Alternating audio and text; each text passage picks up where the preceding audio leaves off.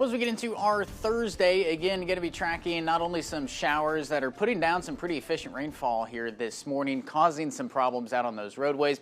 You can see what's left of some of that fog up around Macon. It was pretty tough to see those signs there back into the background, but again, at least it's improving enough. You can still see a bit of that haze, though, as you look off into the distance. The bigger problem, though, is still going to be some of that rain that's continuing to march off toward the south. And again, as efficiently as it's putting down some of this rain, so it's putting down a lot of rain in a short amount of time, it's causing some issues out on those roadways. We just don't have anywhere to put it once it starts falling. But that heavier rain, again, is going to start to shift off toward the south as we get into the later morning hours, into the early afternoon. Might still be hanging on down around I-44.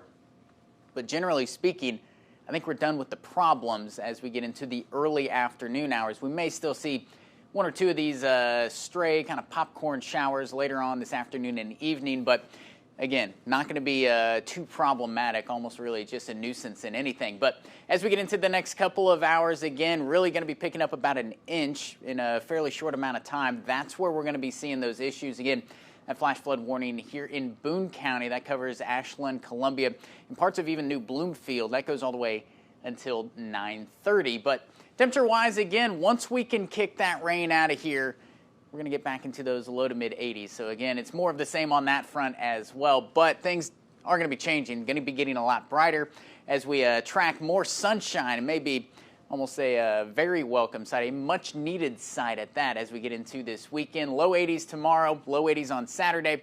I think we warm things up just a hair as we get into the Independence Day itself on Sunday. So again, nothing we can't handle back into those upper 80s.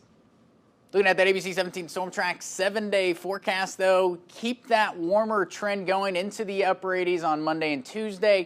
Going to be close to 90 degrees both of those days, but those rain chances, they look like they're going to be holding off until we get into Tuesday and Wednesday, so the middle of next week.